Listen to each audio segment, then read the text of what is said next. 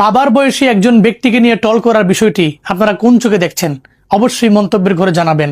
আমার মন্তব্য হলো, তার পারিবারিক শিক্ষার অবশ্যই অভাব আছে। যদি পারিবারিক শিক্ষা থাকতো তাহলে বয়োজ্যেষ্ঠ একজন দলের আমিরকে নিয়ে সে এভাবে ব্যঙ্গ করতে পারতো না, টল করতে অবশ্যই পারতো না। তাহলে অবশ্যই ধরে নিচ্ছি তার পারিবারিক শিক্ষার অভাব। আর ইসলামিক জ্ঞান যদি বলেন, অবশ্যই তারও নেই। যে হাসাহাসি করছে তার আশপাশে যারা হাসাহাসি করছে একটারও নেই।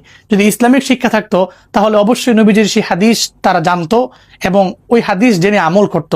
তিরমিজি শরীফের 2505 নম্বর হাদিস, নবীজি বলেছেন, যে ব্যক্তি তার অপর কোনো মুসলিম ভাইয়ের গুনাহ বা দোষের কারণে তাকে উপহাস করে, সে ব্যক্তি অবশ্যই গুনাহ এবং ওই দোষের মধ্যে পতিত না হওয়া পর্যন্ত মারা যাবে না। এর মানে বোঝা গেল, কোনো ব্যক্তি যদি আরেকটা ব্যক্তিকে নিয়ে টল করে, ব্যঙ্গ করে, সে যেভাবে ব্যঙ্গ করেছে, মৃত্যুর আগে একবার হলেও সে তেমন হবে। মৃত্যুর আগে একবার হলেও সে এমনই হবে।